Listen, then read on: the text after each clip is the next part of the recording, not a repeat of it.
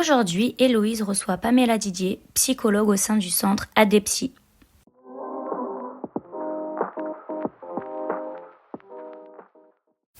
Bonjour. Bonjour.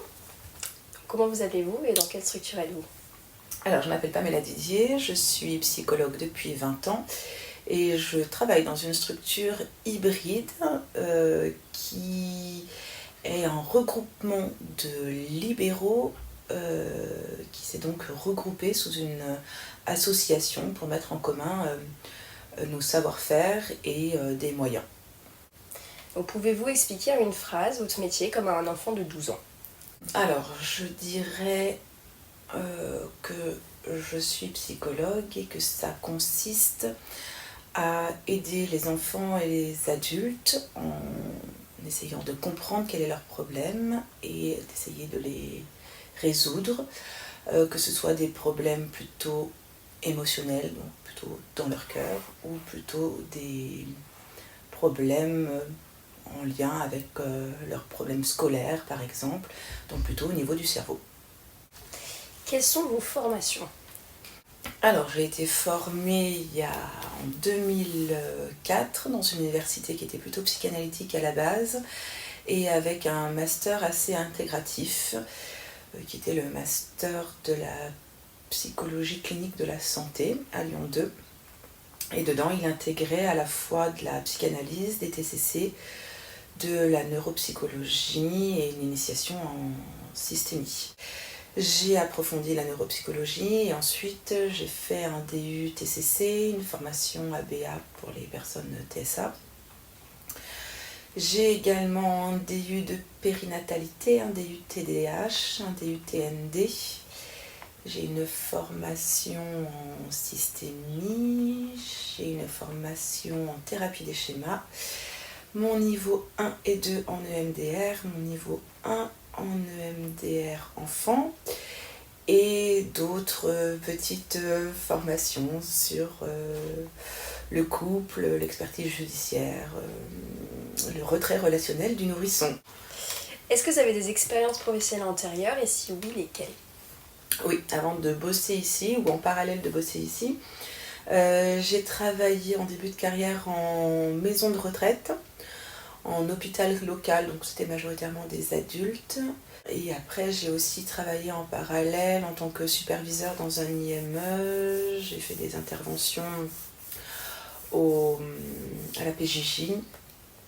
Et voilà, et je suis prof à la fac aussi. Dans quel lieu, du coup, exercez-vous votre activité? Donc là, ici, c'est au centre ADEPSY.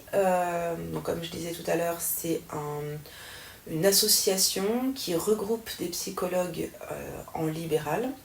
Donc on fait à la fois des bilans pour les enfants et les adultes et à la fois des suivis pour les enfants et les adultes avec une approche intégrative puisqu'on va mêler la TCC, le MDR avec un petit peu de psycha et puis pas mal de neuropsycho pour les bilans.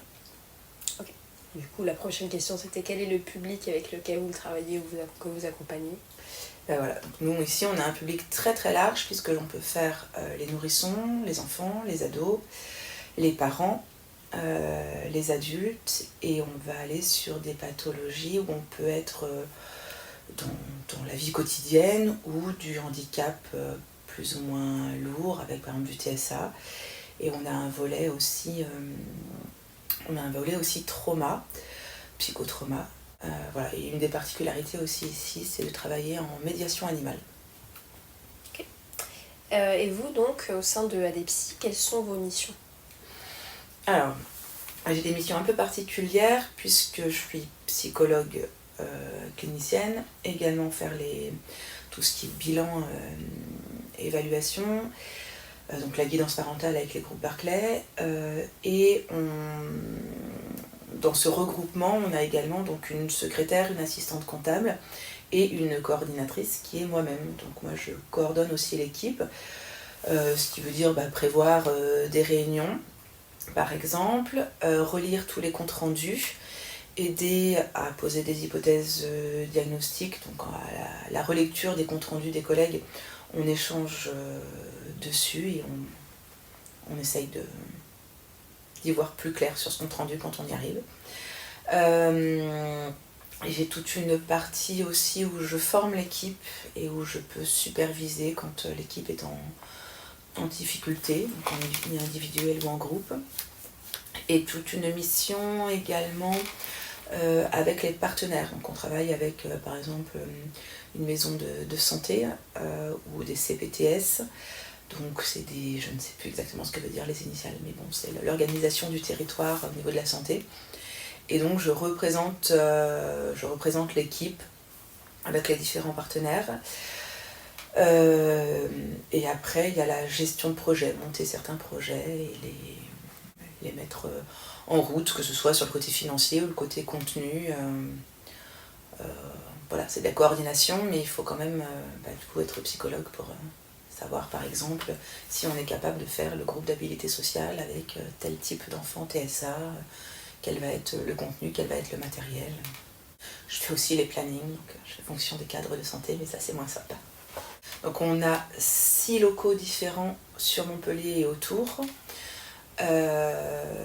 Donc sur Castelnau, sur Montpellier, sur Saint-Jean-de-Védas et sur Saint-Georges-d'Orc. Et l'équipe, on est à peu près 8-10 en fonction. Donc ça nécessite de s'organiser sur comment rouler, tourner dans ces locaux, faire en sorte qu'il y ait toujours, par exemple, quelqu'un qui connaît les groupes Barclay de partout pour pouvoir proposer de partout des groupes Barclay, que de partout il y ait toujours quelqu'un qui peut faire le TSA ou qui peut faire les thérapies de couple. Voilà, et comme on est dans plusieurs dispositifs aussi, ça nous permet de faire en sorte que de partout les bénéficiaires, les patients puissent avoir accès aux dispositifs avec des psychologues qui ont accepté de rentrer dans ces dispositifs-là. Donc ça c'est un peu le casse-tête des emplois du temps et de la distribution et de la coordination entre les différents lieux. Ok. Donc maintenant je vais vous parler un peu de questions d'organisation et de conditions de travail. Donc comment vous diriez que fonctionne la hiérarchie dans votre organisme, dans votre association Alors donc nous à la base on est des libéraux, donc il n'y a pas de hiérarchie à proprement parler puisque chacun est indépendant. Après comme je vous disais, moi j'ai cette fonction de coordonner parce qu'on est sur 6 lieux, on est 8 à 10 psychologues, donc tout simplement il faut faire attention qu'il n'y ait pas d'un coup 3 psychologues qui utilisent le même bureau au même horaire avec leurs patients. Pareil pour le matériel, que le matériel de la WISC ne soit pas utilisé par quelqu'un d'autre. Donc à la base il y avait une coordination qui était assez organisationnelle. Et puis comme ici on a quand même cette volonté de maintenir ce cap, quoi qu'il arrive, de rester vraiment intégratif et de ne tomber dans aucune théorie et technique particulière, c'est-à-dire qu'on ne voudrait pas faire que des TCC ou faire que de l'EMDR et ne voir plus que ça, que par cette méthode-là. On essaye de garder ce cap-là et je suis un peu, vu que c'est moi qui ai fait à peu près toutes les formations du monde, ça permet que moi je puisse avoir ce regard-là, de pouvoir aider ceux qui peuvent se poser la question, je ne sais pas trop quoi faire avec tel enfant, est-ce que vous avez une idée de matériel ou quelle théorie pourrait être la plus utile.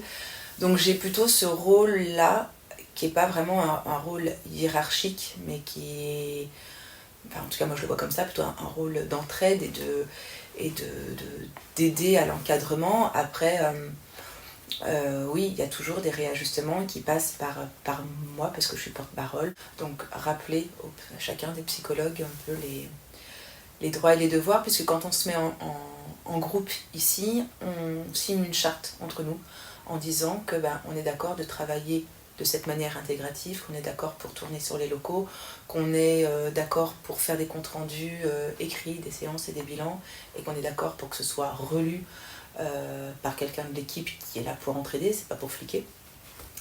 Voilà, donc je fais attention aussi que personne n'aille faire quelque chose qui pourrait porter atteinte à la réputation des autres psychologues de l'équipe ou qui pourrait poser souci à nos partenaires. C'est-à-dire que si dans tel dispositif on a dit qu'on travaillait avec les personnes TDAH avec tel et tel outil, et que d'un coup quelqu'un arrive, alors on rigole, mais c'est déjà arrivé, et me dit un psychologue diplômé, qui va tirer le tarot de Marseille, je suis garante du fait qu'il ne va pas tirer le tarot de Marseille ici. Donc faire appliquer les normes HAS, les bonnes pratiques, etc. Même si on a une ouverture d'esprit, parce que comme je dis, on est intégratif, on ne crache pas par exemple sur la psychanalyse, on va l'utiliser pour certaines choses à certains moments de façon très... C'est pas ce qu'on utilise le plus, mais dans le relationnel, si on voit qu'entre l'enfant et le parent, on n'est pas que dans quelque chose de comportemental, d'éducatif ou de neuropsychologique ou neurodéveloppemental, et que là, il y a quand même un autre enjeu. On ne le perd pas. On est psychologue à la base, et moi, psychologue, il y a 20 ans de ça, c'était un peu quand même psychanalytique. Donc je fais en sorte qu'on ne s'éloigne pas totalement de ça et qu'on n'oublie pas toute la sphère psycho-affective qu'on a un peu, je trouve, tendance à oublier. En termes de conditions de travail, comment elles sont, question environnement et moyens à disposition? Alors nous, on a la chance justement d'avoir une grande liberté. J'ai bossé à l'hôpital. Pour avoir une gomme, il fallait que je remplisse des documents qui devaient passer au service administratif, et il pouvait se passer des semaines pour que j'aie une gomme. Donc ça, pas de ça chez nous, parce que je pense que je deviendrais folle. C'est le bon côté au fait que je sois coordinatrice, je pense, c'est que chez moi j'ai un adage, c'est que tout est possible, il suffit de le rendre possible. Donc ici on fait en sorte que ce soit possible, que ce soit rapide. Si quelqu'un me dit que bah tiens, il aurait besoin de telle carte d'émotion pour travailler avec les enfants, eh ben je commande les cartes d'émotion.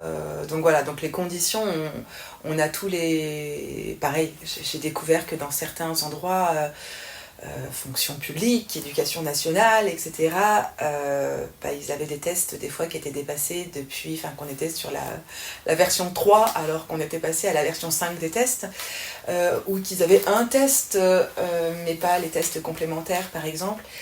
Ça chez nous c'est impossible,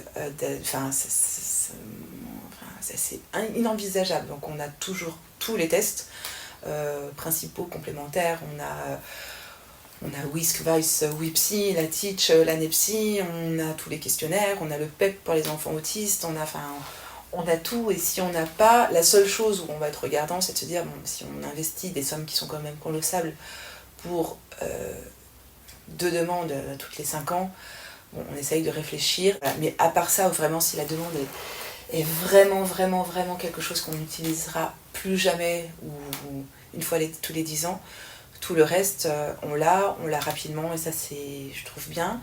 Sur les conditions, après, bah, là aussi, on essaye de faire une déco qui nous plaît, de faire un peu comme on a envie, de s'installer comme on a envie. Il y en a qui préfèrent être au bureau, il y en a qui préfèrent plutôt sur le canapé et plutôt détendu avec les patients. Donc ça, c'est aussi le principe d'être un peu souple. Alors souple, en communauté, on est un groupe, donc on ne va pas à chaque fois changer le bureau. Il y a quelque chose qui est du groupe, donc c'est sûr que c'est pas comme un libéral, où si vous avez envie de mettre des licornes de partout sur les murs, vous faites ce que vous voulez dans votre bureau. Là, on essaye de faire quelque chose qui soit un peu commun à tout le monde. Mais voilà, et après on adapte aussi beaucoup. Par exemple, on a une trame où nos comptes rendus de bilan sont tous les mêmes. On utilise tous un peu le même process, mais si quelqu'un me dit, ben, pour moi, je trouve que dans cette partie-là, je trouve plus pertinent pour moi d'y mettre telle et telle information, ou mon tableau, je préfère on a par exemple dans l'équipe quelqu'un qui est daltonien, bon bah du coup, bah, nos tableaux en couleur, ça l'aide pas trop, donc il a refait à sa sauce. Voilà, on est évidemment souple, on n'est pas avec un logiciel où on doit rentrer des actes, donc on adapte. Voilà. Après, ce qui peut être peut-être sur les conditions de travail un peu plus négatif, c'est la charge de travail, où là particulièrement depuis 1 an, on est quand même extrêmement sollicité, donc c'est un rythme important. Et comme on est en libéral et non pas salarié, ben, on ne peut pas prendre que 3 patients dans la journée, et ça veut dire que le reste du temps on discutera avec sa collègue, même si on parle de boulot, à la machine à donner un café, ou faire plein de réunions. Ça, c'est clair que c'est pas possible ici, puisque quand on fait des réunions, alors on en fait entre nous, mais on n'est pas payé sur notre temps de réunion. Donc toutes les semaines, on fait 1h30 de réunion. C'est à notre bon vouloir, c'est bénévolement qu'on le fait pour parler des patients, pour parler des diagnostics, pour parler des nouveaux outils, pour s'améliorer, mais c'est fait sans qu'on soit payé. Donc c'est sûr qu'on est obligé d'avoir une certaine cadence pour avoir une bonne rémunération. Donc ça met, je pense, quelque part plus la pression. Et d'ailleurs, c'est ce que disent un peu pas mal de libéraux. Alors là, c'est sur les forums, mais c'est vrai qu'on ressent ça aussi. C'est maintenant que je suis en libéral et que je ne suis plus en institution, j'ai une pression d'être efficace. En tout cas, c'est vrai qu'en libéral, le patient vient, passe commande pour un service. Et des fois, on peut avoir un peu mais je n'ai pas le diagnostic que je voulais avoir alors que je vous ai payé. Merci de bien vouloir modifier votre compte-rendu. Donc parfois, on bouge les choses parce qu'on se dit, bon allez, on peut peut-être faire ça en plus. Ok, enfin je veux dire quand c'est bien amené et qu'il y a une logique derrière thérapeutique. D'autres fois, on vient vraiment nous passer commande et c'est un peu moins agréable. Et d'autres fois, c'est aussi parce que les gens n'ont tout simplement pas les finances et que ils ont des attentes en 4 séances, que leur enfant, je sais pas, n'ait plus de troubles anxieux pour aller à l'école parce qu'il est déscolarisé et que ils vont pouvoir payer que 4 séances. Et là, effectivement, on a une angoisse d'efficacité et là qui n'est plus financière mais qui est vraiment on a envie de faire le mieux pour cet enfant en 4 séances alors que c'est compliqué.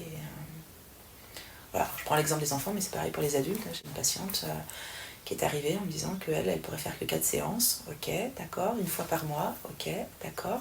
Et quand elle m'a déballé sa vie, je me suis dit, mais il va me falloir 1 an avec un rendez-vous une fois par semaine.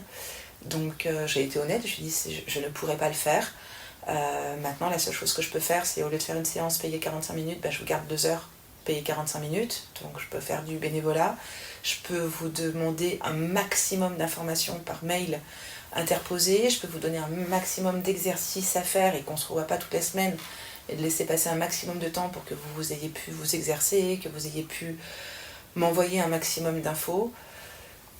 Mais à part ça, je ne peux pas faire bien plus. Je pense que c'est un peu le côté peut-être un peu stressant.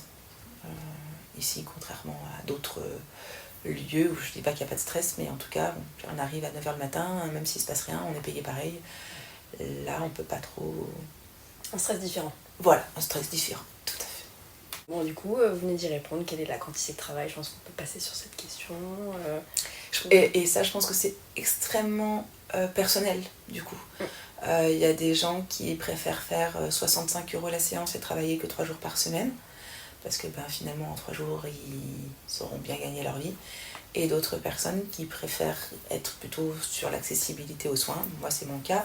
Ça fait 20 ans que je travaille et nous, ici, on est à 40 € la séance. Et on a été pendant... là, on a fait une augmentation il y a 2 ans. Mais sinon, ça faisait donc 18 ans qu'on était à 37,50 €, là où les psychologues sont à 50 €. Forcément, en faisant beaucoup moins cher, il faut que je fasse plus d'heures. Mais je préfère faire plus d'heures et que les gens aient vraiment une thérapie où ils peuvent venir toutes les semaines plutôt que finalement une thérapie qui coûte cher et où ils viennent une fois par mois, une fois pour tous les 15 jours pour ceux qui ont le plus de capacité financière. Et pour moi, ça ne s'appelle pas une thérapie parce que c'est pas suivi et du coup, je ne suis pas satisfaite dans mon travail et ça, c'est ma priorité absolue. Donc, voilà. Ok. Donc, vous, qu'est-ce que vous utilisez comme outil dans votre pratique? Alors, donc sur le côté neuropsy, on utilise les tests standardisés, donc du type WIPSI, WISC, VICE. Tout ce qui va être test neuropsychologique complémentaire, donc que ce soit Greffex pour les adultes, NEPSI, Teach pour les enfants. On a pas mal de questionnaires, puisqu'on aime bien, en plus de la clinique, s'appuyer sur quand même des questionnaires chiffrés, psychométriques. Donc on utilise par exemple le questionnaire de Conners, des tests sur la dépression, l'anxiété, des troubles de la personnalité pour les adultes. Donc ça c'est pour la partie neuropsy, avec beaucoup de temps aussi d'anamnèse et d'entretien basé sur le DSM-5. Et après sur les suivis, donc on est sur des outils classiques, des TCC, ACT, thérapie des schémas, EMDR parfois, et puis après des psychothérapies, un peu plus de soutien, et la médiation de l'animal, c'est un outil, si on peut dire que l'animal est un outil. Voilà, en tout cas des médiations, là aussi chacun d'entre nous dans l'équipe est un petit peu plus sensible à telle ou telle médiation, mais beaucoup utilisent les animaux, puisque là il y en a 40, donc forcément on a de quoi trouver notre bonheur. Super. Quels sont vos partenaires ou associés dans votre travail ? Alors, nos partenaires, on a majoritairement soit des libéraux, pédopsie, médecins, orthophonistes, psychomotes, écoles, et après des regroupements un peu plus généraux, donc les maisons de santé pluridisciplinaires, les CPTS, donc regroupements territoriaux de santé. Après, on fait partie donc de dispositifs comme Mon Psy, Oxytadis, la PCO, le DSPP, Cocon. J'espère n'en avoir oublié aucun. Donc tout cela, c'est nos partenaires qui sont plus ou moins hospitaliers ou indépendants. Et il y a aussi des associations. Alors moi, à une époque, on bossait beaucoup avec l'association pour les enfants précoces. On travaille encore avec l'association Hyper Super TDAH. Et là on travaille avec une asso qui est à Bayard, qui s'appelle Épanoui, qui essaye de monter des groupes pour les enfants handicapés. Et puis on a eu bossé, moi maintenant aussi, avec des IME. Ok. Alors maintenant je vais vous poser des questions plutôt par rapport à votre expérience et votre perception du métier. Donc on va parler un peu attente versus réalité du métier. Comment perceviez-vous ce métier avant de l'exercer ? Et maintenant, qu'est-ce que vous en pensez ? Alors, c'est là que je me rends compte que j'ai vieilli, c'était il y a longtemps. Ouais, c'était il y a 20 ans. Donc comment je le percevais certainement de façon plus idyllique et passionnée. Je pense que le constat que je fais, c'est que je pensais que le milieu de la santé et du social était beaucoup plus... regroupait beaucoup plus de personnes qui avaient pas trop d'ego et une vocation. Et je me suis rendu compte qu'au final, il y avait beaucoup de guerre d'ego, pas beaucoup de bienveillance, voire beaucoup de malveillance finalement. Et que c'était pas franchement toujours une vocation. Et que on se cache beaucoup derrière l'éthique et la déontologie, mais que finalement son intérêt personnel est prime, avec des gens qui au plus ils vont avoir un intérêt finalement personnel, plus ils vont se cacher derrière la déontologie et nous barbouiller de ces grands mots. Voilà, tout comme j'ai écrit un livre, ou quand je donne des cours, je pense que je n'emploie jamais de mots conceptuels et très, très théoriques de toutes ces personnes qui essayent de se donner un air. J'aime bien être psy à ras des pâquerettes, mais je m'en félicite parce que je pense qu'il faut être accessible, que ce soit pour les patients, mais que ce soit aussi pour ses collègues. Et voilà, donc au final, c'est pas du tout le monde auquel je m'attendais de bisounours, d'entraide et de bienveillance. Loin de là. Donc ça, c'est le côté pas très positif. Après, moi, j'ai eu la chance de rester 20 ans plus tard toujours aussi passionnée et de faire en sorte que, alors je ne sais plus quelle est la phrase, pardon, il faut pas rêver sa vie, il faut faire de sa vie un rêve, un truc dans le genre qui est, je crois, de Saint-Exupéry, mais moi c'est ce que je fais, c'est-à-dire que c'est aussi pour ça que j'ai créé ce lieu ici. Je suis allée à l'hôpital, je suis partie parce que je m'ennuyais.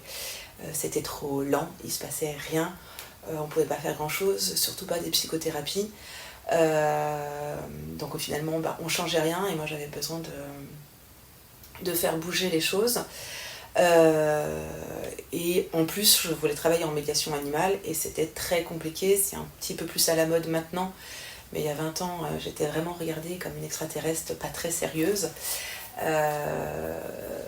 Et donc voilà, donc j'ai écrit, et puis pareil, moi il y a 20 ans l'intégratif c'était pas possible quoi. On faisait de la psychanalyse ou alors on était dans le camp adverse de faire de la neuropsy. Je pense qu'il reste des Gaulois encore maintenant, mais c'est un tout petit peu plus quand même possible. Et voilà, donc moi j'ai créé cette structure il y a 20 ans en disant je veux faire de l'intégratif, donc si nulle part c'est possible, et ben, je vais le créer. J'ai vu plein de choses qui étaient trop aberrantes dans la pratique et du coup j'ai créé la pratique que je voulais, que ce soit au niveau donc théorique, au niveau des moyens, au niveau de la médiation animale. Donc ma pratique elle ressemble exactement à celle que je veux.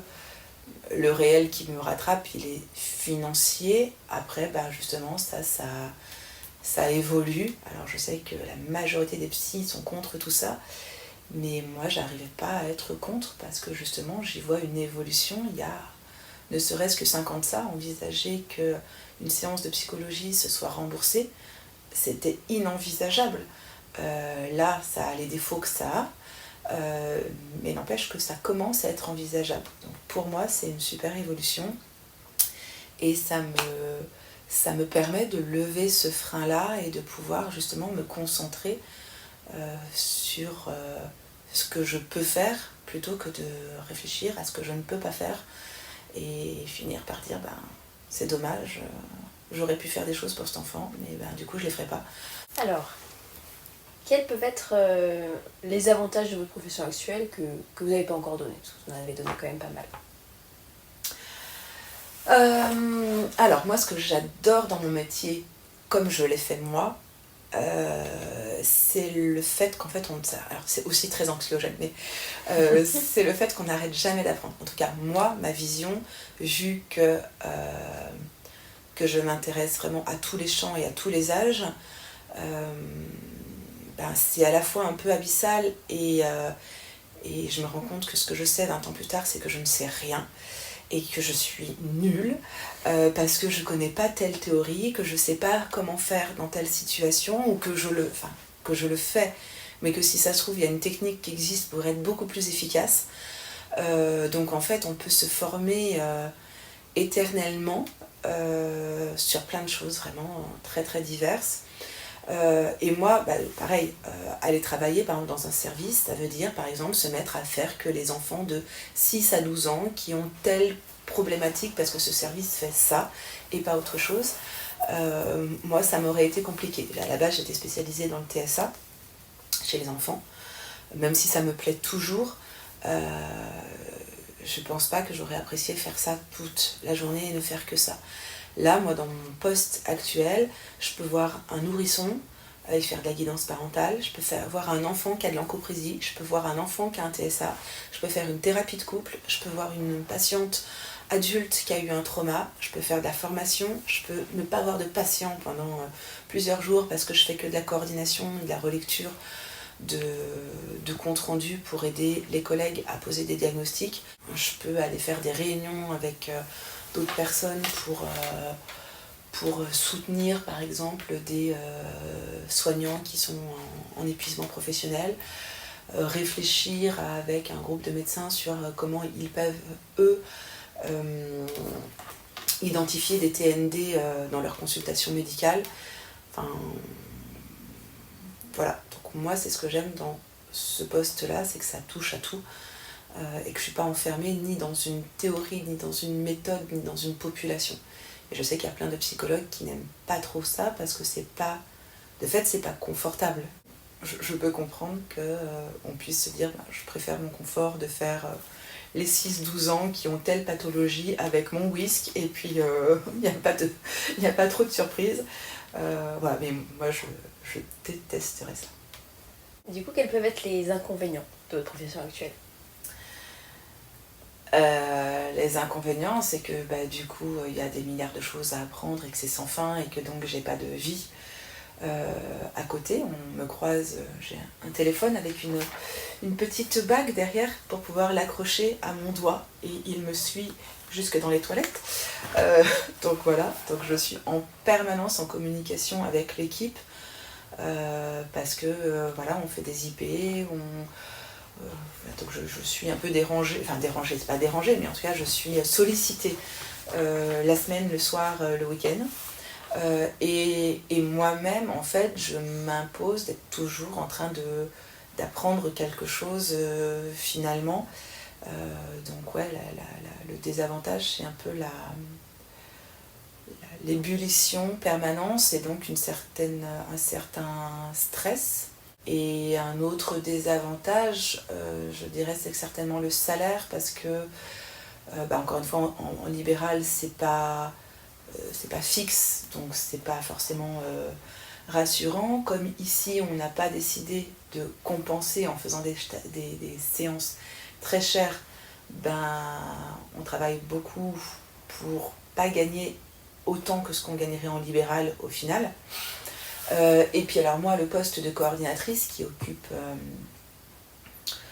j'en avais calculé une fois, j'étais plutôt vers 90 heures par semaine de travail que 35 heures. Donc je ne sais pas combien de temps me prend la coordination, mais au final, mon salaire est de 1 500 € net par mois au bout de 20 ans. Parce qu'évidemment, ce poste de coordination, il n'existe pas. Les patients ne payent pas plus cher. On est regroupé en libéral, mais moi, il n'y a pas une enveloppe budgétaire pour mon poste. Donc c'est un peu les miettes, c'est un peu les restes. Et quand il faut aller acheter un nouveau test, qui coûte déjà 1 800 € hors taxe, sans les frais de port, le salaire, il n'y en a pas. Donc voilà, je suis un peu le plus, alors le plus qui fait que c'est si différent ici par rapport à du libéral, mais du coup, de façon budgétaire, c'est pas... On peut pas, enfin voilà, pareil, on a un secrétariat. En libéral, en général, on n'a pas de secrétariat, donc là on a quand même déjà au moins 1 000 € par mois de secrétariat, puisque 6 lieux qui tournent plus des psychologues, on n'a pas 3 appels par jour, on a une liste d'attente, etc. Donc la secrétaire est quasiment injoignable en fait. Les patients nous disent qu'ils n'arrivent pas à la joindre. Donc je traite aussi tous les mails, parce que les patients du coup envoient des mails pour prendre rendez-vous, c'est moi qui les gère. Donc je fais aussi du secrétariat. Voilà, on a une assistante comptable pour nous aider. Donc toutes ces personnes-là, il faut les payer, et il faut les payer là aussi finalement sur la part, là, je parle pas en tant que coordinatrice, mais chacun des psychologues va du coup prendre une part de ce qu'il gagne pour payer ces frais-là. En libéral, on l'a pas. Mais en libéral, c'est nous-mêmes qui passons du temps au téléphone, c'est nous-mêmes qui passons du temps à aller poser les chèques à la banque, c'est nous-mêmes qui passons du temps à faire des devis et des factures, c'est nous-mêmes qui passons du temps à nettoyer, c'est nous-mêmes qui passons du temps à aller en réunion à droite à gauche, ou alors on ne le fait pas et on fait un tout petit cabinet libéral qui vivote. Voilà. Mais dès que ça prend un peu de l'ampleur, on est quand même dans des charges un peu institutionnelles. Alors, qui ne sont pas non plus des milliards, mais je ne saurais pas dire, mais on est à plus de entre 5 000 et 7 000 € par mois de charges, mine de rien. Donc c'est déjà c'est énorme pour une toute petite structure comme on est, quoi. Donc voilà, je pense que c'est un peu le côté négatif qui fait aussi du stress, c'est que quand il n'y a pas assez, on est stressé qu'il n'y ait pas assez, quand il y a trop, c'est stressant qu'il n'y ait trop. Et moi je suis un peu le bureau des pleurs, entre guillemets, c'est-à-dire que les psychologues qui arrivent dans l'équipe, on leur dit doucement, prends tes marques, etc. Donc ils râlent, oui mais j'ai pas assez de patients pour vivre. Et puis quand d'un coup il y a trop, et qu'on leur dit là il faut se former à ça, là on t'envoie une personne qui a un trouble alimentaire, il faut que tu fasses des TCC. Ah oui, mais j'ai pas encore lu tout ce qu'il faudrait lire sur la prise en charge des troubles alimentaires dans les TCC. Lis. Oui, mais j'ai plus le temps de lire en fait, puisque j'ai trop de patients. Donc voilà, donc finalement en fait ça râle quand il y en a trop, ça râle quand il n'y en a pas assez, donc ça râle. Et voilà, moi j'ai fait psycho, j'ai pas fait RH, et j'aime pas entendre les problèmes du personnel. Voilà, donc ça c'est un peu le mauvais côté. Mais bon, dans la vie, il y en a toujours. Il y en a toujours. Alors, quel est l'événement le plus marquant dans votre métier actuel? Alors, j'ai pas de souvenir d'un truc qui se serait passé vraiment de marquant. Il y en a un petit quand même, qui m'a pas non plus traumatisée. C'était un jeune qu'on avait qui était en psychiatrie adulte, alors que pourtant il n'était pas adulte, mais il était tellement, soi-disant, compliqué à gérer qu'il était interné dans cette unité-là. Il était très très fortement shooté par les médicaments et il était très très souvent en cellule d'isolement. Mais on me l'envoyait en libéral, on envoyait une ambulance qui nous l'amenait et où on s'en occupait une journée et demie par semaine. On faisait des petits groupes à l'époque. Et un jour, il nous a pété un plomb. Donc il a toujours été adorable, on s'en est occupé, je sais plus, pendant 3-4 ans. Il n'y a jamais eu de soucis. Bon, il y a des moments c'était un peu chaud, mais ça allait bien. Et un jour, il nous a pété un plomb. Il est parti sur la route, je l'ai poursuivi, il prenait les poubelles, il les balançait sur les voitures, il était très très énervé. J'ai voulu m'interposer et il a attrapé une barre en fer et il m'a dit je vais te la mettre dans la tête. Et là, voilà, la psychologie, c'est sympa. Mais comment faire? Là, ma phrase a été complètement surréaliste. Alors, je vais pas vous dire le prénom, mais on va l'appeler Bruno. Oh, Bruno, quand même, tu ferais pas ça? Et là, je me suis dit... Bon, là aussi, j'ai joué l'empathie, je l'ai regardé dans les yeux avec tout l'amour que j'avais en moi en me disant mais Bruno, moi je t'aime, j'ai toujours été là pour toi, tu ferais pas ça. Et mine de rien, il ne l'a pas fait. Il l'a balancé par terre, il a continué sa route. On avait appelé l'hôpital psychiatrique en chemin, donc l'ambulance est arrivée après avoir appelé les pompiers qui nous ont répondu que ce n'était pas de leur ressort, enfin c'était du ressort de personne. Donc les ambulanciers, on a dit écoutez, il faut que vous reveniez le chercher. Et donc ils sont arrivés, ils nous ont retrouvés en chemin, puisqu'ils marchaient en direction de Montpellier. Et quand l'ambulance s'est arrêtée, que l'ambulancier s'est approché de lui, donc le patient Bruno, a étranglé l'ambulancier sur le capot. Et je me suis dit, donc ok, même l'ambulancier, qui était quand même assez massif, n'arrive pas à avoir le dessus, ils étaient deux, etc. Et c'est parti un peu en quenouille. Au final, il est monté dans l'ambulance et il est parti. Et voilà, mais la semaine d'après, il est revenu et je me suis dit, c'est quand même bizarre, la psychiatrie française. Donc en fait, eux, avec leur équipe dans l'hôpital, ils n'arrivent pas à le gérer, mais ils l'envoient en libéral chez une petite minette d'1,60 m. Et nous, à part cette fois-là, sur 4 ans, on n'a jamais eu le moindre problème, et pourtant il n'avait pas de traitement, etc. Mais certainement parce qu'on avait une approche un peu plus individuelle, ou je ne sais pas. Je ne sais pas pourquoi, mais en tout cas... Voilà, et la dernière chose sur laquelle je revenais, c'était le fait d'avoir découvert, il n'y a pas si longtemps que ça, et ça c'est dommage que je ne l'ai pas découvert avant, la thérapie des schémas. Alors moi je n'utilise aucune thérapie dans sa manière la plus pure, avec toutes les étapes de tous les protocoles, etc. Mais en tout cas le fondement de cette thérapie, qui est finalement certainement une des moins connues, m'a beaucoup plu, parce qu'elle mélange la thérapie, la théorie de l'attachement. Elle fait des liens avec la psychanalyse, mais elle est profondément pourtant TCC, il y a aussi des fondements neurobiologiques. Elle est quand même aussi assez proche de certains concepts de l'EMDR. Et quand j'ai découvert cette thérapie, en fait ça réconcilie tout. Et vraiment j'ai trouvé ça chouette. Et pareil, cette neutralité bienveillante qui ne me correspond pas du tout. Et où au final j'avais l'impression d'avoir inventé presque une autre façon de pratiquer, quand j'ai découvert la thérapie des schémas qui nous dit finalement mais en fait ton outil principal c'est l'empathie, tu dois materner ton patient pour qu'il devienne autonome.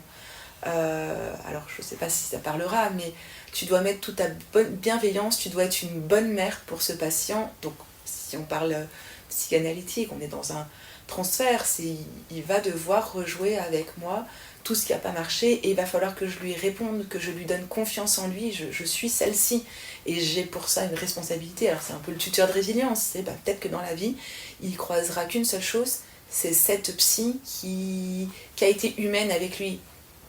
Et du coup si je suis dans une neutralité bienveillante, je pense que je vais passer complètement à côté de ça. Et moi personnellement, humainement, dans mon histoire et dans mes tripes, je pense que je suis profondément quelqu'un qui aime donner cette bienveillance-là. Donc voilà, je pense que moi, c'est quelque chose qui est fondamental pour moi. Donc moi, c'est vraiment ce qui est le plus important pour moi. C'est de donner quelque chose à cet être humain qui est en galère. Je peux pas toujours donner, je n'ai pas toujours les réponses. Mais en tout cas, si je peux donner 300% de moi pendant ces 45 minutes, qui souvent sont plutôt 2 heures que 45 minutes. Bon, les patients du coup aiment bien, ils payent pas plus. Mais pour moi, c'est vraiment fondamental. Et du coup, cette thérapie où on est dans le reparentage, dans l'objectif que la personne prenne confiance en elle et qu'elle devienne autonome, ça me correspond tellement plus. Et je crois que ça a été vraiment un événement marquant et une grosse révélation. Et du coup, je suis devenue prof à la fac de ça pour essayer de... Okay. Comment est-ce que vous gérez la mise à distance face aux situations difficiles ? Alors, jusqu'à maintenant, je n'ai jamais eu cette problématique. Ça s'est toujours fait relativement naturellement. Maintenant, en vieillissant, en devenant maman, après avoir accouché et du coup avoir des hormones, je me suis rendu compte que soudainement, il y avait des choses qui me perturbaient. C'est-à-dire que je pouvais avoir beaucoup plus les larmes aux yeux avec les patients sur des choses des fois qui sont pas très très graves. Des fois juste en fait de sentir qu'émotionnellement ils ont alors soit ils sont touchés par un drame qu'ils ont vécu, mais même quand des fois c'est positif, quand il y a une résolution de problème et que d'un coup ça va bien, je suis profondément en empathie justement avec eux et je résonne avec eux. Alors je me suis jamais effondrée en larmes avec un patient certes, mais j'ai quand même eu les larmes aux yeux. Et pour répondre à la question, il y a quand même des situations là maintenant. Du coup, là par exemple, on a eu une demande il n'y a pas longtemps pour des enfants qui ont perdu leur maman. Et j'ai dit à mon équipe, là si quelqu'un peut s'en charger, je crois que ça toucherait des points sensibles chez moi.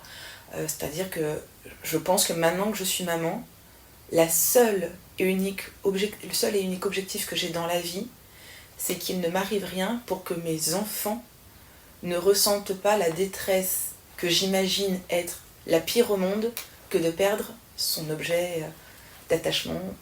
Voilà, j'aime beaucoup Bowlby et toutes ces théories-là. Et du coup, là, quand je me suis dit, il va falloir que je sois devant cette pitchoune qui a perdu sa mère, et je me suis dit, mais là, en fait, c'est peut-être moi qui vais avoir du mal et qui vais avoir du mal à mettre de la distance. Du coup, j'ai pas fait. Maintenant, je sais aussi que si j'avais dû faire, j'aurais fait. Et je sais pas ce qui se serait mis en branle chez moi qui aurait permis. Je suis en train de devenir expert judiciaire. Je l'ai pas encore fait. J'ai fait une expertise sur une adulte qui avait vécu que des trucs horribles. C'était une adulte, j'arrivais un peu à mettre à... Enfin, ça m'a pas... Pourtant, elle a vécu tout ce qu'on peut vivre, elle l'a vécu. Je suis arrivée à enclencher une certaine distance parce qu'après je crois que la posture et la volonté en fait d'aider l'autre tout simplement me transcendent. Je saurais pas comment l'expliquer. On en revient à c'est horrible mais c'est toi qui l'as vécu et je dois, si en plus moi je te donne pas 300% de ce que je peux parce que ça réveille des angoisses chez moi, qui va le faire alors? Donc en fait il y a cette protection grâce au don de soi, alors qui me pètera peut-être à la gueule un jour, hein, je sais pas, il faudrait peut-être que j'aille en discuter avec une bonne sœur, mais voilà, je pense qu'il y a quelque chose de cet ordre-là, mais voilà, en tout cas cette petite fille, je me suis dit si quelqu'un d'autre peut le faire, autant que j'y aille pas. Si ça avait dû se faire, très certainement que j'aurais pu le gérer. Mais j'ai fait mon dossier d'expertise judiciaire, je l'ai envoyé et du coup j'avais un entretien et la veille de l'entretien, ça fait bien longtemps que j'ai pas stressé et là j'ai stressé, mais j'ai pas du tout stressé parce que j'avais peur de l'entretien. J'ai stressé en me disant mais qu'est-ce que je fais quoi? Je vais entendre que des horreurs toute la journée, que l'horreur du monde. Comment je vais survivre à ça? Et il faudra venir m'interviewer dans 2 ans pour savoir comment je vais au niveau psychiatrique. Peut-être que je serai dans le Larzac en train de traire des chèvres. Je sais pas. Okay. Vous sentez-vous épanoui dans votre travail? En termes de satisfaction quotidienne, d'évolution par rapport à avant le métier Majoritairement oui, puisque je suis toujours là et que je ne suis pas du genre à rester si ça ne le fait pas. Ça rejoint ce que je disais tout à l'heure. En fait, la seule chose qui ne m'épanouit pas et qui a un tout petit peu changé dernièrement. Là, c'est un peu mieux. Ce qui pourrait ne pas m'épanouir, c'est ce que je vous disais, c'est les relations en fait avec les collègues. C'est malheureux, mais c'est pas les patients le problème. C'est vraiment les collègues entre psychologues. On est vraiment des peaux de vache. Je peux pas le dire autrement. On a vraiment un gros problème de reconnaissance et d'ego. Voilà, ça va pas bien. On est dans un jugement permanent qui est assez horrible, mais au-delà des psychologues, c'est tous les professionnels de la santé où finalement des fois je dis mais putain, j'aimerais aller travailler dans le milieu du bâtiment. J'ai l'impression qu'ils sont plus humains et puis blanc c'est blanc et noir c'est blanc, c'est noir, enfin voilà. Mais c'est insidieux, la communication n'est pas franche du collier, enfin on est là pour communiquer, au final on ne communique pas, on se balance les trucs dans la gueule, enfin on n'est pas là pour essayer de trouver des solutions en fait, on est là pour imposer, enfin c'est un peu la jungle, voilà, donc ça m'épanouit vraiment pas. Et puis j'ai eu longtemps l'impression que franchement on n'avait pas beaucoup de place. Les médecins ça ne renvoyaient pas chez les psys, on n'avait pas de lien avec eux, donc on ne pouvait pas vraiment faire avancer certaines choses. On a l'impression que les orthophonistes faisaient notre boulot, les psychomotes aussi.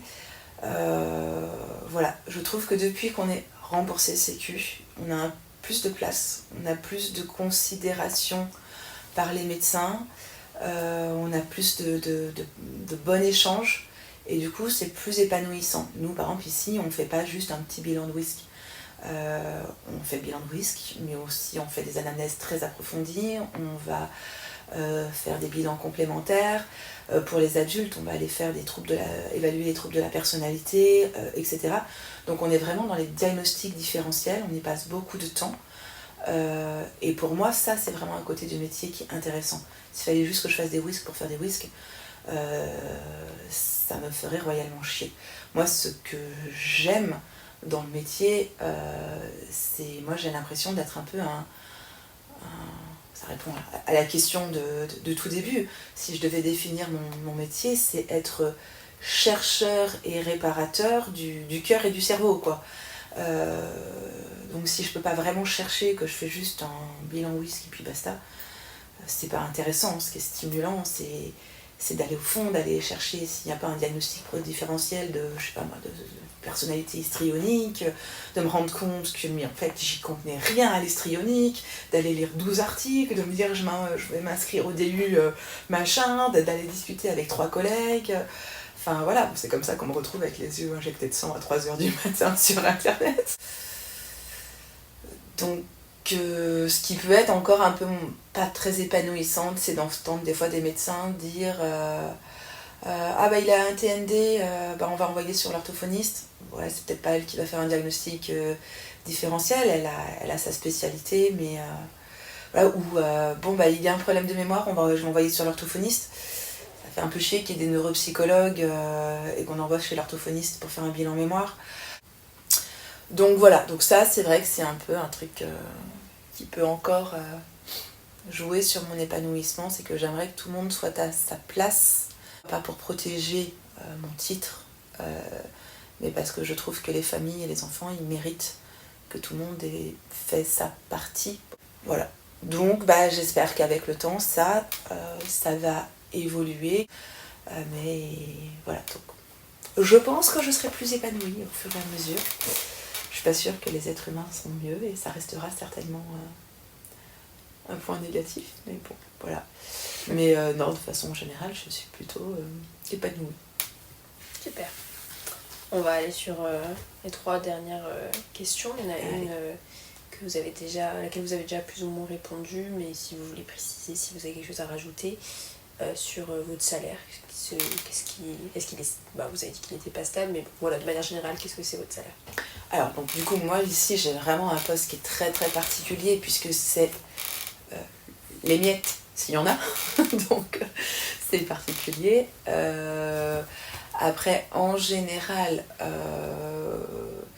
je dirais que ça tourne plutôt, normalement pour les autres personnes dans l'équipe, autour de 2000-2005. Net ou brut, ça dépend justement. Donc voilà pour les ordres d'idées. Moi j'ai commencé à 1004 il y a 20 ans dans la fonction publique pour un quasiment plein temps.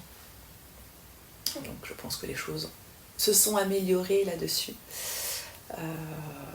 Voilà. On nous dit qu'en libéral on gagne beaucoup plus, mais bon, voilà, moi j'ai jamais fait les tarifs du libéral, donc je peux pas vous dire. Ça marche. Est-ce que vous pouvez me dire pourquoi vous avez choisi cette profession? Oh ben Ah si, il faut peut-être y réfléchir de... Qu'est-ce qui a mené à ça, quoi? Ou est-ce que c'était toujours le projet, quoi? Alors toujours le projet, je pense pas, parce que je pense qu'en fait quand on est petit, enfin bon en tout cas je pense que je savais même pas vraiment que ça existait. Je sais qu'à 14 ans j'avais déjà cette idée-là. Donc je sais pas, je pense que j'ai toujours eu effectivement cette façon d'être, de questionner, d'aller au fond des choses, d'essayer d'aider les autres, d'avoir...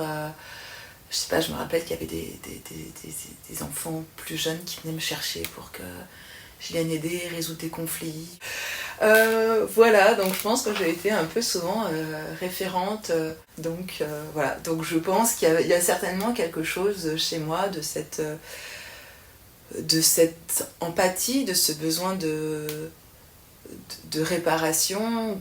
Donc ouais, je sais pas, je pense que ça m'a toujours animée. J'adore les animaux, j'ai aussi une sensibilité non verbale. Si je suis à table et qu'il y a 10 personnes, à l'autre bout de la table, il y a quelqu'un qui lève le sourcil parce qu'il a été contrarié par quelque chose, je saurais pas dire, je l'ai vu, je l'ai senti, je ne sais pas en fait, je ne me suis pas posé cette question-là. J'ai pas fait d'analyse là-dessus. Mais en tout cas, il y a toujours eu quelque chose de vouloir aider et vouloir je pense, être au service des autres, rendre les autres plus heureux, qui a fini par amener finalement à ce oui, métier-là. Oui. Et pour finir, quel conseil donneriez-vous à quelqu'un qui voudrait exercer votre métier? Ça va tellement dépendre de comment la personne a envie de faire son métier. Mon conseil, ce serait de faire en sorte de ne jamais s'éloigner, mais voilà, c'est très personnel, de jamais s'éloigner de ce qui est de l'ordre de la psycho. Voilà, de faire attention, de ne pas partir dans le coaching du machin, du truc un peu perché. Donc j'ai envie de dire à la fois de rester très ouvert et d'être très fermé en même temps. Moi je suis quelqu'un qui est assez fermé, alors que pourtant je fais toutes les DU et toutes les méthodes du monde, mais qui restent quand même un peu à mes yeux sérieuses. Déjà le MDR, je trouve ça un peu perché. Ça va que la HAS le recommande. Franchement, je ne pensais pas faire cette formation. Et c'est le jour où j'ai découvert que ça faisait partie des recommandations. Je me suis dit, ça fait partie des recommandations. Donc, il faut que j'aille m'informer. Donc voilà, moi, mon conseil, c'est si tu veux être une bonne psy ou si tu veux être un bon psy, tu te dois, et tu dois au patient d'aller... de tout connaître, parce que tu dois au patient de pouvoir t'adapter à lui. Tu dois avoir tout ce qui est possible pour lui faire du bien dans ta boîte à outils. Et tu ne dois pas penser à ton confort, tu dois penser à son bien-être. Et son bien-être, ça sera que peut-être les TCC, on te vendra que c'est génial, c'est merveilleux et c'est la solution à tous les problèmes. Bah ouais, mais peut-être qu'avec ce patient-là, ça ne marchera pas. Et que si tu t'acharnes, il va perdre son temps, il va être dégoûté des psys, il fera plus jamais de psychothérapie, et ce sera parce que tu auras été nul. Parce que aussi, alors je sais pas qui a dit ça, mais on ne cherche que ce qu'on connaît. Ça, je me suis beaucoup battue il y a quelques années avec des psys dans mon équipe, où ça a mal fini, ils sont partis. Parce que, ouais, en fait, elle ne cherchait que ce qu'elle connaissait. Et c'est humain. Comment voulez-vous vous dire « Ah tiens, peut-être que c'est une épilepsie d'absence ?» si vous ne savez même pas ce que c'est qu'une épilepsie d'absence. Je ne juge pas. Moi, il y a plein de choses que je ne cherche pas, très certainement, parce que je ne les connais pas. Et je mourrais en ne connaissant pas tout. Et des fois, j'ai peut-être des patients où en fait on se rend compte que ben non, c'était pas des crises d'angoisse, c'était une maladie orpheline. J'en sais rien. Il y a un médicament que j'ai pris il y a pas longtemps, le lendemain, putain, j'avais des bouffées d'angoisse, mais je me dis, mais ça se trouve, il y a des patients, ils ont jamais fait gaffe que c'était leur traitement médicamenteux. Et je pose pas la question systématiquement de et est-ce que quand ça a commencé, on cherche, quand est-ce que ça a commencé, quand on trouve pas, j'ai jamais pensé à dire, et ça pourrait pas être un médicament que vous auriez pris à ce moment-là. Un médecin y pensera peut-être, moi je n'y pense pas. Donc je suis aussi nulle que les autres. Mais en tout cas, je pense vraiment, ça va être fort ce que je vais dire, mais je pense que c'est vraiment de la faute professionnelle que de ne pas passer sa vie en fait à chercher à apprendre. Donc moi si j'avais un conseil à donner, c'est sois intégratif, ne pars pas trop loin dans le bol tibétain, etc., etc. Reste dans la psycho, reste dans les recommandations HAS, mais vas-y à fond parce que tu te rendras compte que sinon t'es passé complètement à côté de certains trucs. Donc voilà, donc ouais, mon conseil ce serait ça, et puis certainement d'avoir une vie équilibrée à côté pour pouvoir évacuer. Super, bah merci beaucoup. Et ben de rien, avec plaisir.